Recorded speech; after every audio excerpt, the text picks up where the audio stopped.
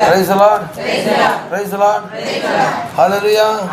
ಅದರ ವಾಕ್ಯದ ಭಾಗ ಹೋಗೋದಕ್ಕಿಂತ ಮೊದಲು ಮಗಳು ಒಂದ್ಸಲ ಪ್ರಾರ್ಥನೆ ಮಾಡಪ್ಪ ವಾಕ್ಯದ ಭಾಗಕ್ಕಾಗಿ. ಜೋರಾಗಿ ಈ ಸಮಯದಲ್ಲಿ ಕರ್ತನಪ್ಪ ಕುಡಿ ಬದಲು ಕೊಡಿ ಸ್ತೋತ್ರ ಸ್ವಾಮಿ ಅಪ್ಪ ಒಂದು ಕರ್ತನ ಆರಾಧನೆ ಭಾಗವನ್ನು ಅದ್ಭುತವಾಗಿ ನಡೆಸಿ ಕರ್ತನಪ್ಪ ವಾಕ್ಯ ಹೋಗುವಾಗ ಕರ್ತನೆ ಅಪ್ಪ ನಿನ್ನ ಪ್ರಸನ್ನತೆ ಇಳಿದು ಬರಲಿ ಸ್ವಾಮಿ. ಅಪ್ಪ ದೇವ ಸೇವೆಗಳು ಯಾವ ರೀತಿ ವಾಕ್ಯ ಕೊಡ್ತಾರೆ ಸ್ವಾಮಿ ಅಪ್ಪ ಅದ್ರ ಬಗ್ಗೆ ನಾವು ತಿಳಿದುಕೊಂಡು ಕರ್ತನೆ ಅಪ್ಪ ನಾವು ಧ್ಯಾನಿಸುವಾಗ ಕರ್ತನೆ ಅಪ್ಪ ನೀನು ಸ್ವಾಮಿ ಅಲ್ಲಿ ಆಳ್ವಿಕೆ ಮಾಡುವ ತಂದೆ ನೀನಾಗಿದೆ ಕರ್ತನೆ ಅಪ್ಪ ದೇವರ ವಾಕ್ಯವನ್ನು ಆಶೀರ್ವದಿಸು. ಬಂದಿರುವಂಥ ವಿಶ್ವಾಸಿಗಳ ಕರ್ತನೆ ಹೃದಯದಲ್ಲಿ ನೀನು ಮಾತನಾಡು ಸ್ವಾಮಿ. ನೀನು ಅದ್ಭುತ ಕಾರ್ಯಗಳ ಮಾಡುವ ತಂದೆ ನೀನಾಗಿದೆ ಸ್ವಾಮಿ. ಕೊಡುವಂಥ ವಾಕ್ಯವನ್ನು ಕರ್ತನೆ ಎಚ್ಚರವಾಗಿದ್ದು ಕರ್ತನೆ ನಾವು ಕೇಳಿ ಸ್ವಾಮಿ ಗ್ರಹಿಸುವಂತೆ ಸಹಾಯ ಮಾಡಿರಿ ಕರ್ತನೆ. ಈ ಸಭಾಯಿನ ನಿನ್ನ ಒಂದು ಪ್ರಾರ್ಥನೆಯನ್ನು ಒಪ್ಪಿಸಿಕೊಡ್ತಾ ಬೇಡ್ತೇವೆ ಜೀವನ ಪರವಾಗಿದೆ. ಆಮೆನ್. Praise the Lord. ದೇವರ ನಾಮಕ್ಕೆ ಸ್ತೋತ್ರ. ಇವತ್ತು ನಾನು ಪ್ರಾರ್ಥನೆ ಎಲ್ಲಿ ಏನೇನು ಇರಬೇಕು ಮತ್ತು ಹೇಗೆ ಇರಬೇಕು ಅನ್ನೋದ್ರ ಬಗ್ಗೆ ನಾನು ನಿಮ್ಗೆ ತಿಳಿಸ್ತಾ ಇದ್ದೇನೆ.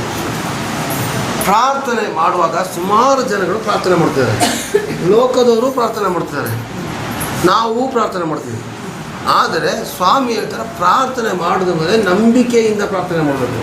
ಇವತ್ತು ತುಂಬ ಜನಕ್ಕೆ ಏನು ಗೊತ್ತಾ, ನಮ್ಮ ಹತ್ರ ಬಂದು ಹೇಳೋದು, ಅಂಕಲ್ ನಾನು ಪ್ರಾರ್ಥನೆ ಮಾಡಿದ್ದೀನಿ, ಕೊಡೋದು ಕೊಡದಿರೋದು ದೇವ್ರ ಚಿತ್ತ ಅಂತ ಹೇಳಿ. ಅಲ್ಲೇ ನಿಮ್ದು ಅಪನಂಬಿಕೆ ಅಂತ ತೋರಿಸ್ದಂಗೆ ಆಯಿತು. ಕೊಡದಿರೋದು ದೇವ್ರ ಚಿತ್ತ. ಕೊಡದೇ ಇದ್ದ ಮೇಲೆ ನೀನು ಯಾಕೆ ಪ್ರಾರ್ಥನೆ ಮಾಡ್ತೀಯಾ? ಹಲೋ, ಕೇಳಿಸ್ತಾ ಇದೆಯಾ? ಎಲ್ಲ ಬಾಯಿ ಬಿಡ್ತೀರಾ? ಕೊಡದೇ ಇದ್ದ ಮೇಲೆ ನೀನು ಯಾಕೆ ಪ್ರಾರ್ಥನೆ ಮಾಡ್ತೀಯಾ? ಕೊಡ್ತೀನಿ ಅಂತ ಹೇಳೋ ನಂಬಿಕೆ ಮೇಲೆ ಪ್ರಾರ್ಥನೆ ಮಾಡಿ. ಆದರೆ ಕೇಳುವಂಥದ್ದನ್ನು ಮಾತ್ರ ಕೇಳಿ ದಯವಿಟ್ಟು. ಸುಮ್ಮನೆ ಏನೇನೋ ಬೇಕು ಅಂತ ಕೇಳಿದ್ರೆ ಆಗೋದಿಲ್ಲ. ಈಗ ರಾಜ ಮಟ್ಟಿಗೆ ಹೆಲಿಕಾಪ್ಟರ್ ಬೇಕಾದ್ರೆ ಕೊಡ್ತಾರಾ? ಪ್ಲೈನ್ ಬೇಕಾದ್ರೆ ಕೊಡ್ತಾರಾ? ನಿಮ್ಮ ಮಗನಿಗೆ ಒಂದು ಕಾರು ಬೇಕಾದ್ರೆ ಪ್ರಾರ್ಥನೆ ಮಾಡಿ ಕಾರು ಕೊಡ್ತಾರೆ. ಅಲ್ಲಲ್ಲಿಯ ನಮ್ಮ ಅಗತ್ಯಕ್ಕಿಂತಲೂ ಮೀರಿ ಕೇಳೋದು ಬೇಡ. ಅಗತ್ಯ ಇರತಕ್ಕಂಥ ವಸ್ತುಗಳನ್ನ ಕೇಳಿದ್ರೆ ದೇವ್ರು ಕೊಡ್ತಾರೆ. ಆದರೆ ಕೊಡುವಾಗ ನಂಬಿಕೆಯ ಮೇಲೆ ನಾವು ಹೋಗಬೇಕು. ಇವತ್ತು ನಂಬಿಕೆ ಇಲ್ಲ ಅಂದರೆ ದೇವ್ರನ್ನ ಕಾಣೋಕ್ಕಾಗೋದಿಲ್ಲ. ಹಾಗಾದರೆ ನಂಬಿಕೆಯ ಪ್ರಾರ್ಥನೆ ಅಂತಂದರೆ ಇಬ್ರಿಯ 11:6 ತೆಗೆ. ಫಸ್ಟ್ ಇಬ್ರಿಯ 11:6 ಓದಿ ಜೋರಾಗದು. ಆದರೆ ನಂಬಿಕೆ ಇಲ್ಲದೆ ದೇವರನ್ನು ಮೆಚ್ಚಿಸುವುದು ಅಸಾಧ್ಯ. ನಂಬಿಕೆ ಇಲ್ಲದೆ ದೇವರನ್ನು ಮೆಚ್ಚಿಸೋದು ಅಸಾಧ್ಯ. ದೇವರ ಬಳಿಗೆ ಬರುವವನು ದೇವರು ಇದ್ದಾನೆ ಮತ್ತು ತನ್ನನ್ನು ಹುಡುಕುವವರಿಗೆ ಪ್ರತಿಫಲವನ್ನು ಕೊಡುತ್ತಾನೆ ಎಂದು ನಂಬುವುದು ಅವಶ್ಯ. ನಂಬಿಕೆ ಇಲ್ಲದೆ ದೇವರನ್ನು ಮೆಚ್ಚಿಸುವುದು ಅಸಾಧ್ಯ.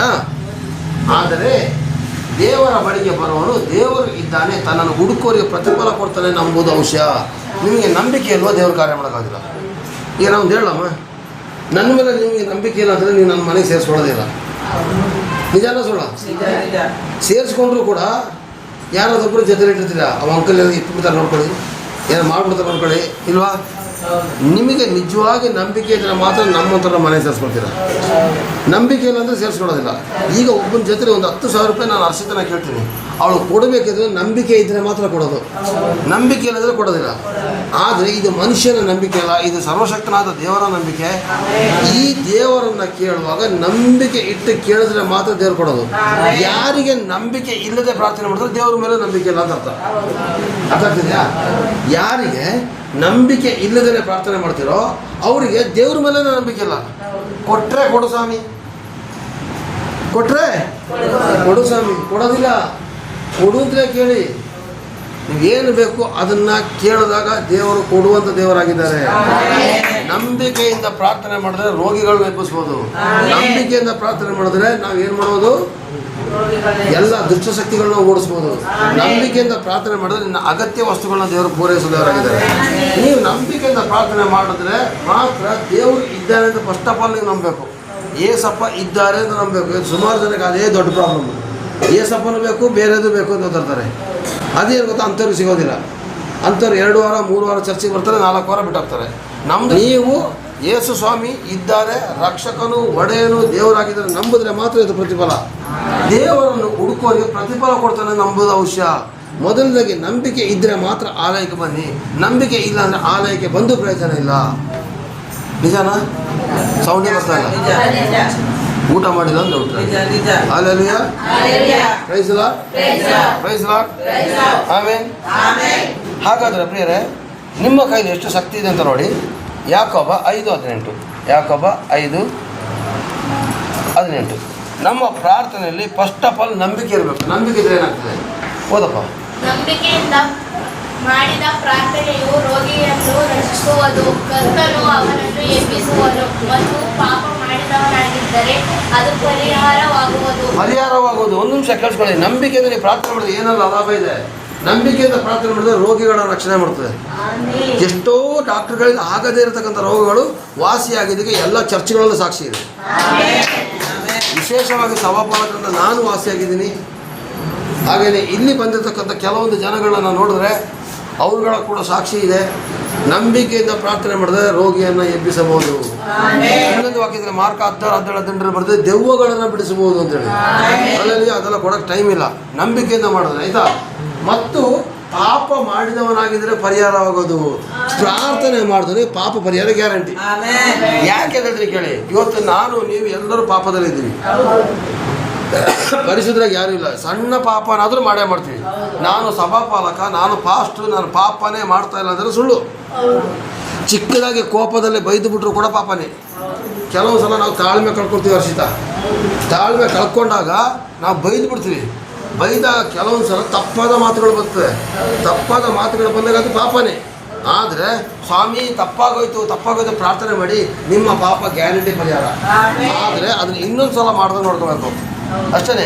ಇಲ್ಲಿ ಬರೆದಿದೆ ಪ್ರಾರ್ಥನೆಯಿಂದ ಪಾಪ ಪರಿಹಾರ ಆಗ್ತದೆ. ಯೇಸು ಸ್ವಾಮಿ ಯಾಕೆ ಬಂದಿರೋದು? ಪಾಪ ಪರಿಹಾರಕ್ಕಾಗಿದ್ದಾನೆ. ಪಾಪ ಪರಿಹಾರ ಮಾಡ್ಬಿಟ್ಟು ಹೋದ್ರೋ ಇಲ್ವೋ? ಈಗ ನಿಮ್ಮ ಹತ್ರ ಏನೋ ಪಾಪನ ಪರಿಹಾರ ಮಾಡ್ಕೋಬೇಕು. ಏನು ಮಾಡಬೇಕು? ಪ್ರಾರ್ಥನೆ ಮಾಡಬೇಕು. ಏಸಪ್ಪ ನೀನು ನನಗೋಸ್ಕರ ಪಾಪ ಪರಿಹಾರ ಮಾಡಿದಪ್ಪ. ಪಾಪ ಪರಿಹಾರ ಮಾಡಿದ್ರೆ ನಿಜ, ನಿನ್ನ ಪಾಪ ಪರಿಹಾರ ಆಗಬೇಕಿದ್ರೆ ನೀನು ಪ್ರಾರ್ಥನೆ ಮಾಡೋದು. ನೀನು ಪ್ರಾರ್ಥನೆ ಮಾಡಿದ್ರೆ ಮಾತ್ರ ನಿನ್ನ ಪಾಪ ಪರಿಹಾರ ಆಗ್ತದೆ ಹೊರತು ಪ್ರಾರ್ಥನೆ ಮಾಡಿದ್ರೆ ನಾನು ಏಸಪ್ಪನ ನಂಬಿದ್ದೀನಿ ಪರಿಹಾರ ಆಗ್ಬಿಡ್ತಿದ್ರೆ ಸುಳ್ಳು. ಏಸಪ್ಪನ ಪ್ರಾರ್ಥನೆ ಮಾಡಿದ್ರೆ ಮಾತ್ರ, ಅದು ನಂಬಿಕೆಯಿಂದ ಪ್ರಾರ್ಥನೆ ಮಾಡಿದ್ರೆ ಮಾತ್ರ ನೀನು ಪಾಪ ಪರಿಹಾರ ಆಗ್ತದೆ. Hallelujah, hallelujah. ಯಾವ ಥರ ಅಂತ ನೋಡಿ 18ನೇ ವಾಕ್ಯ ನೋಡಿ. ಯಾಕೋಬ 5:18 ನೋಡಿ. ಅಲ್ಲಿ ನಾವು ಪ್ರಾರ್ಥನೆ ಮಾಡಿಬಿಟ್ರೆ ಪ್ರಕೃತಿನೇ ಬದಲಾಯಿಸ್ಬೋದಂತೆ. ಪ್ರಾರ್ಥನೆ ಮಾಡೋದು ಏನು ಮಾಡೋದಂತೆ? ಪ್ರಕೃತಿನೇ ಬದಲಾಯಿಸ್ಬೋದಂತೆ. ಅದಕ್ಕೊಂದು ಚಿಕ್ಕ ಕಥೆ ಹೇಳ್ತೇನೆ. ಶ್ವೇತನ ಓದಿ, ಹರ್ಷಿತನ ಓದಿ, ಯಾರನ್ನ ಓದ್ಲಿಕ್ಕಾಗ್ತದೆ, ಶೋಭಾ ಯಾರು ಓದ್ಲಿಕ್ಕಾಗ್ತದೆ ಒಬ್ಬರಾಗಿ ಓದಿ. ಹಾಂ. ಎಲಿಯ ಒಬ್ಬ ಭಕ್ತ ಇದ್ದ. ಅವನು ಪ್ರಾರ್ಥನೆ ಮಾಡಿದಾಗ ಅವನು ಪ್ರಾರ್ಥನೆ ಮಾಡಲು ಆಕಾಶವು ಮಳೆಗಾಳಿಯಾಯಿತು.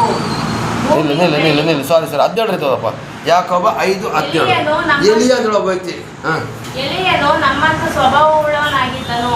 ಅವನು ಮಳೆ ಬಾರಬಾರದೆಂದು ಬಹಳವಾಗಿ ಪ್ರಾರ್ಥಿಸಲು 3 ವರ್ಷವೂ 6 ತಿಂಗಳವರೆಗೂ ಮಳೆ ಬೀಳಲಿಲ್ಲ. ಹೀಗಾಗಿ ಅವನು ಪ್ರಾರ್ಥನೆ ಮಾಡಲು ಆಕಾಶವು ಮಳೆಗರೆಯಿತು, ಭೂಮಿಯು ಮಳೆ ಬೆಳೆದಿತ್ತು. ಇಲ್ಲಿ ನೋಡಿ ಪ್ರಿಯರೇ, ಎಲಿಯ ಅಂತ ಹೇಳ್ತಕ್ಕಂಥ ಒಬ್ಬ ವ್ಯಕ್ತಿ. ಯಾರ ಸ್ವಭಾವ ಅಂತ ಅವರಿಗೆ? ಯಾರ ಸ್ವಭಾವ? ಯಾರ ಸ್ವಭಾವ? ನೋಡಿ, ಓದದಿರೋದು ಅಜ್ಜಿ ಬಾಯಿಂದ ಬರ್ತಾ ಇದೆ, ಓದಿರೋರು ಬಾಯಿಂದ ಬರ್ತಾ ಇಲ್ಲ. ಇದು ನಾಚಿಕೇಡು. ಇದು ಸಭೆಯಲ್ಲಿ ನಾಚಿಕೇಡು. ಓದದೆ ಇರತಕ್ಕಂಥ ಅಮ್ಮನ ಬಾಯಿಂದ ಬರ್ತಾ ಇದೆ. ನೀವು ಓದಿದ್ದೀರಾ, ಓದವ್ರಿಗೆ ಹೇಳ್ತಾ ಇಲ್ಲ. ನೋಡಿ ಬಂದಿದೆ. ಎಲಿಯನು ನಮ್ಮಂಥ ಸ್ವಭಾವ ಉಳ್ಳವನಾಗಿದ್ದನು. ಅಂದರೆ ಅವನಿಗೆ ಕೋಪನ ಬರ್ತಾ ಇತ್ತು, ಜಗಳ ನೋಡ್ತಾ ಇದ್ದ, ಕಿರಿಕಿರಿ ಇತ್ತು. ನಮ್ಮ ಥರ ಸಣ್ಣ ಬುದ್ಧಿ ತೋರಿಸ್ಬಿಡ್ತಿದ್ದ, ದೊಡ್ಡ ಬುದ್ಧಿ ತೋರಿಸ್ಬಿಡ್ತಿದ್ದ, ಅಹಂಕಾರ ಇದ್ದಿರ್ಬೋದು. ಒಟ್ಟಾರೆ ನಮ್ಮಂಥ ಸ್ವಭಾವದನಾಗಿದ್ರು ಕೂಡ ಅವನು ಮಳೆ ಬರಬಾರ್ದು ಪ್ರಾರ್ಥನೆ ಮಾಡಿದಾಗ 3.5 ವರ್ಷ ಮಳೆ ಬರಲಿಲ್ಲ ಅಂತೆ. ಮಳೆ ಬರಬೇಕು ಅಂತ ಪ್ರಾರ್ಥನೆ ಮಾಡಿದಾಗ ಪುನಃ ಬಂತಂತೆ ದೊಡ್ಡ ಸಾಕ್ಷಿ. ಇವತ್ತು ಆ ಜಾಗ ಇದೆ. ಇವತ್ತು ಆ ಬರ ಬಂದಿರ್ತಕ್ಕಂಥ ಜಾಗ ಎಲಿಯನನ್ನ ಆ ಒಂದು ಪರ್ವತದ ಮೇಲೆ ನಿಲ್ಲಿಸಿ ಅವನೊಂದು ವಿಗ್ರಹ ಕೂಡ ಇಟ್ಟಿದ್ದಾರೆ. ಅದೇ ಜಾಗದಲ್ಲಿ ಅವನು ಏನು ಮಾಡ್ತಾನೆ ಗೊತ್ತಾ? ಪ್ರಾರ್ಥನೆ ಮಾಡಿ ಏನು ಮಾಡ್ತಾನೆ?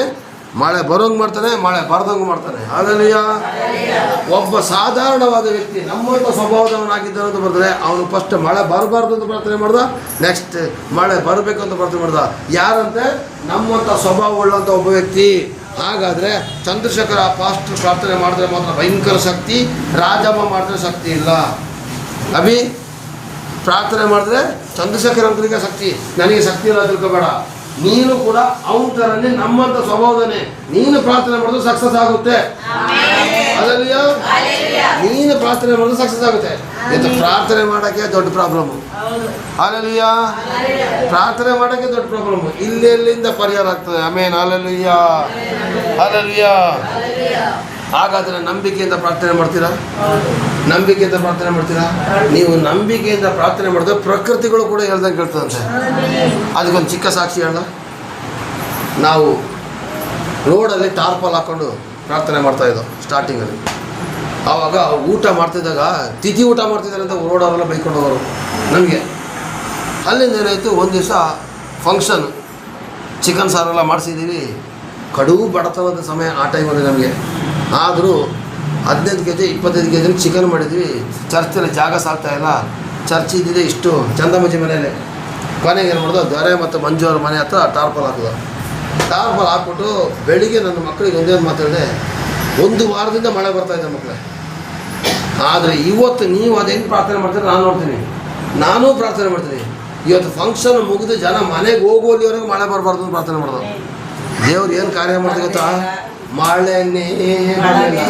ಮೂಗುರ ಮಾಡ್ತಾರೆ, ಹೌದು ನಿಜ, ಸಾಕ್ಷಿ. ಮಳೆನೇ ಬರಲಿಲ್ಲ. ಉರಿ ಬಿಸಿಲು. 12 ಜನ ನೋಡ್ತಾ ಇದ್ದಾರೆ, ನಿನ್ನೆ ಮಳೆ ಹೊಡಿತು, ಮೊನ್ನೆ ಮಳೆ ಹೊಡಿತು, ಬೆಳಿಗ್ಗೆ ಮಳೆ ಹೊಡಿತು, ಈಗ ಮಳೆನೇ ಇಲ್ಲಲ್ಲ ಅಂತ ಅವ್ರಿಗೆ ಆಶ್ಚರ್ಯ. ಫಂಕ್ಷನ್ ಎಲ್ಲ ಮುಗೀತು, ಎಲ್ಲ ಮನೆ ಬಾಗಿಲಿಗೆ ತಲುಪಿದ್ದಾರೆ ಕಣಮ್ಮ. ಬಂತು ಮಳೆ, ನನಗೆ ಬೈಕ್ ಹೋಗೋದಕ್ಕೆ ಆಗದಂಥ ಮಳೆ ಬಂದ್ಬಿಟ್ಟು. ನೋಡಿ, ದೇವರ ನಾಮ ಮಹಿಮೆಗೋಸ್ಕರ ಯಾವ ಥರ ಕಾರ್ಯ ಆಗ್ತದೆ ಅಂತ ಹೇಳಿ. ಇದು ನಿಜವಾಗಿ ನಮ್ಮ ಸಭೆಯಲ್ಲಿ ನಡೆದಂಥ ಘಟನೆ. ಹಾಗೆ ಬಂದು ಎಲ್ಲಿ ಬ್ರಹ್ಮ ಯಾವ ಜಾಗ? ಹೈವೇ ಸರ್ಕಲ್ ಪಕ್ಕ. ಹೈವೇ ಸರ್ಕಲ್ ಪಕ್ಕ ಯಾವುದಕ್ಕೆ ಇರೋದು? ನಿಲ್ಲಪ್ಪ, ಬನ್ನಿ ಮಂಟಪ. ನನಗೆ ಬಂದವ್ರದ್ದು ಬನ್ನಿ ಮಂಟಪದಲ್ಲಿ ಒಂದ್ಸಲ ಪಾಲ್ ದಿನಕರ್ ಅವ್ರು ಗೊತ್ತಾರೆ. ಪಾಲ್ ದಿನಕರ್ ಅವರು ಇಡೀ ಇಂಡಿಯಾ ಪ್ರಪಂಚದಲ್ಲೇ ಒಬ್ಬ ಪಾಸ್ಟರ್. ಅವರು ಬಂದು ಸೇರಿದಾಗ ಹಿಂದೂ ಬಾಂಧವರು ತುಂಬ ಅಬ್ಜೆಕ್ಷನ್ ಮಾಡಿದ್ರು. ಅವ್ರಿಗೆ ಸತ್ಯ ಗೊತ್ತಿಲ್ಲ, ಅಬ್ಜೆಕ್ಷನ್ ಮಾಡಿದ್ರು. ಕೊನೆಗೆ ಏನಾಯಿತು, ಸರ್ಕಾರದಿಂದ ಆ ಮಾನ್ಯತೆ ಪಡೆದು ಅವರು ಸಭೆ ನಡೆಸಲೇಬೇಕು ಅಂತ ತೀರ್ಮಾನ ಮಾಡಿ, ಕೊನೆಗೆ ಏನಾಯಿತು ಗೊತ್ತಾ, ಆ ಸಭೆ ನಡೆಸಬೇಕು ಅಂತ ತೀರ್ಮಾನ ಮಾಡಿ ಬನ್ನಿ ಮಂಟಪದಲ್ಲಿ ದೊಡ್ಡದೇ ಪೆಂಡಲ್ ಹಾಕಿದ್ರು. ದೊಡ್ಡದ ಪೆಂಡಲ್ ಹಾಕಿದ ಮೇಲೆ ಮಳೆ ಜೋರಾಗಿ ಬಂತು. ಅಲ್ಲಿರೋ ಜನಗಳಿಗೆಲ್ಲ ಖುಷಿ ಆಗೋಯ್ತು. ಹೆಂಗಾದ್ರೂ ಆಗಲಿ ಕ್ರಿಶ್ಚಿಯನ್ಸ್ ಅವ್ರ ಮೀಟಿಂಗ್ ಕ್ಯಾನ್ಸಲ್ ಆಯಿತು. ಕ್ರಿಶ್ಚಿಯನ್ಸ್ ಅವ್ರ ಮೀಟಿಂಗ್ ಕ್ಯಾನ್ಸಲ್ ಖುಷಿ ಪಟ್ಟರು. ಖುಷಿ ಪಟ್ಟಾಗ ಎಲ್ಲ ಓಡಿ ಬಂದಂತೆ. ಇವರು ಪಾಲ್ ದಿನಕರ್ ಅವರು ಹಾಡು ಹೇಳ್ತಾ ಇದ್ದಾರಂತೆ, ಸಂತೈಸುವ ತಾಯಿಯಂತೆ ನನ್ನೇಸು ನನ್ನನು ತಾಡ್ತಾ. ಈ ಒಯ್ಯ ಏನಪ್ಪ, ಈ ಮಳೆ ಬರ್ತಾಯಿದೆ, ಇವನು ಹಾಡು ಹೇಳ್ತಿದ್ದಾನಪ್ಪ, ಏನು ಟೆನ್ಷನ್ ಇಲ್ಲಪ್ಪ, ಇಷ್ಟೊಂದು 1000 ಜನ ಬಂದಿರ್ತಾಗ, ಫಾಸ್ಟ್ರೇ ನೀವು ಹಿಂಗೆ ಹಾಡು ಹೇಳ್ತಿರಾಗಂದ್ರೆ ಒಂದು ಪ್ರಾರ್ಥನೆ ಮಾಡಿ ಫಾಸ್ಟ್ರೇ, ಮಳೆ ಬರ್ತಾ ಇದ್ದಾಗ ದೇವ್ರ ಚಿತ್ತ ನಾನೇನು ಮಾಡೋಕ್ಕಾಗಲ್ಲ, ಒಂದು ಚಿಕ್ಕ ಪ್ರಾರ್ಥನೆ ಮಾಡ್ತೀವಿ ಅಂತ ಹೇಳಿದ್ರಂತೆ. ಅಪ್ಪ ಕರ್ತನೆ, ನಿನ್ನ ನಾಮ ಮಹಿಮೆಗೋಸ್ಕರ ಇಷ್ಟು ದೊಡ್ಡ ಪೆಂಡಲ್ ಹಾಕಿದ್ದಾರೆ, ನಿನ್ನ ನಾಮ ಮಹಿಮೆಗೋಸ್ಕರ ಇಷ್ಟು ಜನ ಬಂದಿದ್ದಾರೆ. ಕೇಳಿಸ್ಕೊಡಿ ಅಲ್ಲ, ನಿನ್ನ ನಾಮ ಮಹಿಮೆಗೋಸ್ಕರ ಇಲ್ಲಿ ಪೆಂಡಲ್ ಹಾಕಿದ್ದಾರೆ, ನಿನ್ನ ನಾಮ ಮಹಿಮೆಗೋಸ್ಕರ ಇಲ್ಲಿ ಜಾಗದಲ್ಲಿ ಇಷ್ಟು ಜನ ಬಂದಿದ್ದಾರೆ. ಈಗ ನಾನು ಹೇಳ್ತಾ ಇದ್ದೀನಿ, ನೀನು ಮಳೆ ಕೊಟ್ಟಿದ್ದು ನಿನ್ನ ಸಂತೋಷ, ಆದರೆ ಈ ಸಮಯದಲ್ಲಿ ನಿನ್ನ ನಾಮ ಮಹಿಮೆ ಪಡಿಸ್ಬೇಕಪ್ಪ, ನೀನು ಮಳೆನ ಕರ್ಕೊಂಡು ಹೋಗಪ್ಪ ಅಂತ ಹೇಳಿದಾಗ ಪೆಂಡಲ್ ಹಾಕಿದ್ದಾರೆ ನೋಡಿ, ಅಷ್ಟು ಅಗಲ ಜಾಗ ಬಿಟ್ಟು ಬಾಕಿ ಎಲ್ಲ ಮಳೆ ಹೊಡಿತಾ ಇದ್ದಕ್ಕೆ. ಇಲ್ಲಿ ಮಳೆ ಅಲ್ಲಿ ಬಿಸಿಲು, ಇಲ್ಲಿ ಮಳೆ ಅಲ್ಲಿ ಬಿಸಿಲು. ಇದೆಲ್ಲ ಈಗ ಒಂದು 10 ವರ್ಷದಿಂದ ನಡೆದಿರ್ತಕ್ಕಂಥ ಘಟನೆ ಇದು. ಇಲ್ಲಿ ಮಳೆ ಹೊಡಿತದೆ ಕಂಡು ಕಾಣ್ತದೆ, ಇಲ್ಲಿ ಬಿಸಿಲು. ಪೆಂಡಲ್ ಹಾಕಿರೋ ಜಾಗ, ವೆಹಿಕಲ್ಗಳು ನಿಲ್ಲಿಸಿರೋದು ಅಷ್ಟಾಗಲ ಜಾಗ ಬಿಟ್ಟು ಬಾಕಿ ಎಲ್ಲ ಕಡೆ ಮಳೆ ಹೊಡಿತು. ಇದು ಮೈಸೂರಲ್ಲಿ ಆಗಿರ್ತಕ್ಕಂಥ ಘಟನೆ. ಆವಾಗ ಈ ಒಂದು ಯೇಸಪ್ಪನನ್ನು ವಿರೋಧ ಮಾಡತಕ್ಕಂಥ ಕೆಲವೊಂದು ಹಿಂದೂ ಬಾಂಧವರುಗಳು ಏನು ಮಾಡಿದ್ರು ನೋಡ್ಬಿಟ್ಟು ಅವರೆಲ್ಲ ರಕ್ಷಣೆ ಹೊಂದ್ಕೊಂಡ್ಬಿಟ್ರು. ರಕ್ಷಣೆ ಹೊಂದಿ ಏನಾಯಿತು, ಅಲ್ಲೊಂದು ಚರ್ಚ್ ಓಪನ್ ಆಯಿತು. ಇವತ್ತು ಆ ಚರ್ಚ್ ಹೆಂಗೆ ತುಂಬಿ ತುಳುಕ್ತಾ ಇದೆ ಅಂದರೆ ಭಯಂಕರವಾಗಿ ತುಂಬಿ ತುಳುಕ್ತಾ ಇದೆ. ಯಾಕೆ ಅರ್ಥ ಮಾಡ್ಕೊಳ್ಳಿ, ದೇವರ ನಾಮನ ಮಹಿಮೆಪಡಿಸ್ಬೇಕಾದ್ರೆ ನಾವು ಚಿಕ್ಕ ಪ್ರಾರ್ಥನೆ ಮಾಡಿಸಬೇಕು, ಪ್ರಕೃತಿನೇ ಬದಲಾಯಿಸ್ಬೋದು. ಅಲ್ಲಲ್ಲಿಯ ಎಷ್ಟೊತ್ತಿಗಪ್ಪ ಮುಗಿತಿದೆ ಅಂದರೆ ಗ್ಯಾರಂಟಿ ಆಗೋದಿಲ್ಲ. 11:30 ಗಂಟೆ ಲೇಟಾಗಿ ಬಂದರೆ ಆಗೋದಿಲ್ಲ, ಬೇಗ ಬಂದರೆ ಮಾತ್ರ ಆಗೋದು. ನನಗೆ ನಂಬಿಕೆ ಇದೆ ಅಂಕಲ್, ನಾವು ಬರೋದೇ 11:15ಗೆ. ಗುಡ್ಡಲ್ಲಿ ಆಡ್ಕೊಂಡು ಬಂದರೆ ನಾವೇನು ಮಾಡೋಕ್ಕಾಗಲ್ಲ. ಅಲ್ಲಲ್ಲಿಯ ಈ ವಾರ ಬರೋ ವಾರ ಬಂದಿಲ್ಲ ಅಂದರೆ ನಾನು ಆಗೋದಿಲ್ಲ. ಅಂಕಲ್ ಬೇಗ ಮುಗಿಸಿದ್ದು ಹೇಳ್ತೀರಾ, ಬೇಗ ಬರ್ತೀನಿ ಅಂತ ಯಾರು ಹೇಳ್ತಾ ಇಲ್ಲ. ಅದಕ್ಕೇನೆ ನಾನು ಏನು ಮಾಡಿದೆ ಗೊತ್ತಾ, ಗಡಿಯಾರನ ಗೋಡಲ್ಲಿ ನೇತಾಕಿಲ್ಲ, ಇಲ್ಲಿ ಹಾಕಿದ್ದು. ಯಾಕೆ ನನಗೆ ಮಾತ್ರ ಕಾಣಬೇಕು ಅಂತೇಳಿ. ಅಲ್ಲಲ್ಲಿಯ ಹೇಳಿದ್ದೀನಲ್ಲ, ಬರುವಾಗ ಬೇಗ ಮುಗಿಸ್ಬೇಕಂತೆ, ಆದರೆ ಬೇಗ ಬರ್ಬೇಕಂತ ಹೇಳೋದು ಜ್ಞಾನ ಇಲ್ಲ. ಹಾಲೆಲೂಯಾ ಹಾಲೆಲೂಯಾ ಪ್ರೈಸ್ ಅಲ್ಲ. ಕೊಟ್ಟಿಗೆಯಲ್ಲಿ ಸಗಣಿ ತೆಗೆದು ಹಾಲು ಕರೆದು ಬರುವಂಥ ರಾಜಮಂಡ್ರಿನೇ ಬೇಗ ಬರ್ತಿದ್ದಾರೆ. ಅಲ್ಲೆಲ್ಲಿಯ ಹಾಂ, ಬೆಂಗಳೂರಿಂದ ಬರ್ತಾ ಇದ್ದಾರೆ ಕರೆಕ್ಟ್ ಟೈಮಿಗೆ. ಇಲ್ಲಿಂದ ಬರೋಕ್ಕೆ ಮಾತ್ರ ಆಗೋದಿಲ್ಲ, ಕಷ್ಟ. ಆ ಪೂರ್ಣಿಮಾಟಿಯವ್ರ ಕುಟುಂಬ ಅಲ್ಲ, ಅಲ್ಲಿಂದ ಅವ್ರು ಎಷ್ಟು ಬೇಗ ಬರ್ತಾರೆ ಗೊತ್ತಾ? ಬೆಂಗಳೂರಿಂದ ಬರೋದು, ಅವರು ಬಂದು ತಲುಪು, ನಮ್ಮವ್ರು ಬರೋದಿಲ್ಲ. ಈ ಪ್ರಾರ್ಥನೆಗೆ ಉತ್ತರ ಸಿಗೋದಿಲ್ಲ. ನೀ ಲೇಟಾಗಿ ಬರ್ತಾ ಇದ್ದರೆ ನಿನ್ನ ಟೈಮಿಗೆ ಏಸಪ್ಪ ಅಡ್ಜಸ್ಟ್ಮೆಂಟ್ ಮಾಡಬೇಕು. ಏಸಪ್ಪ ಟೈಮಿಗೆ ನೀನು ಅಡ್ಜಸ್ಟ್ಮೆಂಟ್ ಆಗೋದಿಲ್ಲ. ನಂಬಿಕೆಯಿಂದ ಪ್ರಾರ್ಥನೆ ಮಾಡಿದ್ರೆ ಗ್ಯಾರಂಟಿ ನಿಮ್ಮ ಕೈಯಿಂದನೇ ಅದ್ಭುತ ಆಗ್ತದೆ. ಪಾಸ್ಟರ್ ಬೇಕಾಗಿಲ್ಲ. ಹಂಗಲ್ಕೊಂಡು ಸಭೆಯಲ್ಲಿ ಬಂದ್ಬಿಟ್ಟು ಪಾಸ್ಟರ್ ಮುಂದೆನೇ ಇರೋರ ಮೇಲೆಲ್ಲ ಕೈ ಹಾಕೋಬೇಡಿ, ಅದು ತಪ್ಪು. ಸೇವಕರಿದ್ದಾಗ ಕೈ ಹಾಕೋಬಾರ್ದು. ನಿಮ್ಮ ಮನೆಗಳಲ್ಲಿ ಪ್ರಾರ್ಥನೆ ಮಾಡಿದಾಗ ದಯವಿಟ್ಟು ಪ್ರಾರ್ಥನೆ ಮಾಡಿ, ದಯವಿಟ್ಟು ಪ್ರಾರ್ಥನೆ ಮಾಡಿ. ನಿಮ್ಮ ಪಕ್ಕದ ಮನೆಯವರಿಗೂ ತಪ್ಪಿದಾಗ ಸಭೆಯಲ್ಲಿ ಮ್ಯಾನೇಜ್ಮೆಂಟ್ ತಗೊಳಕ್ಕೆ ಹೋಗಬೇಡಿ. ಅದೇನು ಗೊತ್ತಾ, ಪಾಸ್ಟ್ಗೆ ಸೈಡ್ ಹೊಡೆದಂಗೆ. ಹಂಗಾಗಿಯೇ ನಮ್ಮ ಸಭೆ 2 ಭಾಗ ಆಗೋಯ್ತು. ತಪ್ಪು ವಾಕ್ಯಗಳನ್ನೆಲ್ಲ ಕೊಟ್ಟು 2 ಭಾಗ ಆಯಿತು. ಅಂಥವ್ರನ್ನೇ ನಮಗೆ ಕಳಿಸ್ಲಿಕ್ಕೆ ಡೈರೆಕ್ಟಾಗಿ ಹೇಳಿದ್ರು ನಮ್ಮ ಪಾಸ್ಟ್ರು, ಕಳಿಸಿ ಅಂಥವ್ರನ್ನ. ಅರ್ಥ ಆಗ್ತಿದೆಯಾ? 10 ಜನ ಇದ್ದರೂ ಪರಿಶುದ್ಧವಾಗಿರಬೇಕು. 1000 ಜನ ಇದ್ದು 900 ಜನ ನರ್ಕಕ್ಕೆ ಹೋಗಿ 100 ಜನ ಇದ್ದೇನು ಪ್ರಯೋಜನ? ಜನಸಂಖ್ಯೆ ತೋರ್ಸೋಕ್ಕೋಸ್ಕರ ಸಭೆ ಬೇಡ, ಪ್ರಾರ್ಥನೆ ಮಾಡೋಕ್ಕೋಸ್ಕರ ಸಭೆ ಬೇಕು. ಅದು ಎಂಥ ಪ್ರಾರ್ಥನೆ? ನಂಬಿಕೆಯ ಪ್ರಾರ್ಥನೆ. ಅಲ್ಲೆಲ್ಲಿಯ ಪ್ರಾರ್ಥನೆ ಮಾಡ್ತೀರಾ? ಕಷ್ಟ. ನಂಬಿಕೆಯ ಪ್ರಾರ್ಥನೆ ಮಾಡ್ಬೇಕಾದ್ರೆ ನಾವು ಪರಿಸ್ಥಿತಿ ನೋಡ್ತೀವಿ. ನಾ ಪ್ರಾರ್ಥನೆ ಮಾಡಿಬಿಟ್ರೆ ಮಳೆ ನಿಂತದ ಜಯ, ಮಳೆ ನಿಲ್ತದ ಜಯ. ನಾ ಪ್ರಾರ್ಥನೆ ಮಾಡಿಬಿಟ್ರೆ ಪ್ರಾರ್ಥನೆ ಮಾಡಿ ನೋಡಿ, ನಂಬಿಕೆಯಿಂದ ಮಾಡಿ. ಇಲ್ಲ, ನಾನು 3ನೇ ವರ್ಷದಲ್ಲಿ ಕಾರ್ ನೀರು 15 ದಿನಕ್ಕೋಸ್ಕರ ನೀರು ಬಿಡ್ತಿದ್ರು. ಅವರು ಅಕ್ಕಪಕ್ಕದಲ್ಲಿ ಗಂಡು ಮಕ್ಕಳು ಇರೋರು, ಅವರು ಇವರು 15 ದಿನಕ್ಕೋಸ್ಕರ ನೀರು ಬಿಡೋದ್ರಲ್ಲಿ ಕಾರ್ನಾಟಿ ಹಾಕಕ್ಕ ಮಳೆ ಇಲ್ದಾಗ ಪೈರೆಲ್ಲ ಸುಟ್ಟೋಯ್ತು. ಅವರು ನಮ್ಮ ಮನೆಯವರಲ್ಲಿ ನಮ್ಮ ಮಳೆಗಾಗಿ ಪ್ರಾರ್ಥನೆ ಮಾಡ್ತೀನಿ, ದೇವರು ಕಾರ್ಯ ಮಾಡೇ ಮಾಡ್ತಾನ, ನೀನು ಚೆಲ್ ಭತ್ತ ಇಡಿಸ್ಬಿಡು ಅಂತ. ಅವ್ರು ನೋಡು, ಗಂಡು ಮಕ್ಳು ಇಲ್ಲಿದಾವ, ಚೆಲ್ ಭತ್ತ ಇಡ್ತಾಳೆ, ನಂಬಿಕೆ ಇದೆ, 25,000 ಖರ್ಚು ಮಾಡಿ. ನಾನು ಅವ್ರ ನಂಬಿಕೆಯಿಂದ ನಾನು ಇಡ್ತೀನಿ ಅಂತ ಇಟ್ನು. ನಾನು ದೇವ್ರಿಗೋಸ್ಕರಾಗಿ ನಾನು ಕೇಳ್ಕೊಂಡು, ಏಸಪ್ಪ ನಿನ್ಗೋಸ್ಕರಾಗಿ ನಾ ಮಳ ಕೇಳ್ಕೊಂಡು ನಾನು ಹೊಲ್ಕ ಬೆಳ ಬೀಳಿಸ್ತೀನಿ, ಬಿತ್ತಿಸ್ತಿದ್ದೀನಪ್ಪ, ನಿನ್ನ ನಂಬಿಕೆಯಿಂದ ನನಗೆ ಮಳ ಉಳಿಸ್ಕೊಡ್ಬೇಕು ದೇವ್ರೆ ಅಂತ ನಾನು ಕೇಳ್ಕೊಳ್ಳೋವಾಗ ದೇವ್ರು ಏನ್ ಮಾಡ್ತು, ಭತ್ತ ಆಗ ಹೊರಗಟ್ಟು ಮಳೆನೇ ಹೋಯ್ತು ನನಗೆ. ಅಷ್ಟೇ. ದೇವ್ರು ಗೊತ್ತಿದೆ. ಅದು ಎಷ್ಟ 35 ಮೂಟ ಆಯ್ತು ಭತ್ತ. ನನ್ನ ನಂಬಿಕೆಯಿಂದ ಪಕ್ಕದಲ್ಲೂ ಬೆಳಕಣ. ಸಾಕ್ಷಿ ನೋಡಿ, ಸಾಕ್ಷಿ ನೋಡಿ. ಒಬ್ಬರಿಗೊಬ್ಬರು ಸಪೋರ್ಟ್ ಮಾಡಿ ಮಾತಾಡ್ತಾರೆ. ಯಾವ ಊರವರಿಗೆ ಗೊತ್ತಿರ್ತಾರೆ ಆ ಕಥೆಗಳು. ಈಗ ನಾನು ಹೇಳ್ತೇನೆ ಕೇಳಿ, ನಂಬಿಕೆಯಿಂದ ಪ್ರಾರ್ಥನೆ ಮಾಡಿದ್ರಿ ಅಮ್ಮ. ವರ್ಷದ ಅನ್ನ, ಮಳೆ ಬಂದ್ಬಿಟ್ಟು ವರ್ಷದ ಅನ್ನ ಹೋಯ್ತು. ವರ್ಷಡೀ ಕಷ್ಟಪಟ್ಟಿರ್ತಕ್ಕಂಥ ಭತ್ತ ಹೋಯ್ತು, ವರ್ಷದನ್ನ. ಪ್ರಾರ್ಥನೆ ಮಾಡಿದ್ರು, ಸ್ವಾಮಿ ನನಗೆ ಭತ್ತ ಮನೆ ಸಾಕು ಸಾಕು. ಪ್ರಾರ್ಥನೆ ಮಾಡಿದಾಗ ತಕ್ಷಣ ಮಳೆ ನಿಂತು. ಯಾರು ಓದಿದಾರ ಇವರು? ಇಲ್ಲ ತಾನೆ. ಆದರೂ ದೇವ್ರ ಪ್ರಾರ್ಥನೆ ಕೇಳ್ತಾರೆ. ಹಾಗಾದ್ರೆ ನಂಬಿಕೆಯಿಂದ ಮಾಡದಿದ್ದ ಪ್ರಾರ್ಥನೆ ದೇವ್ರು ಕೇಳೋದಿಲ್ಲ.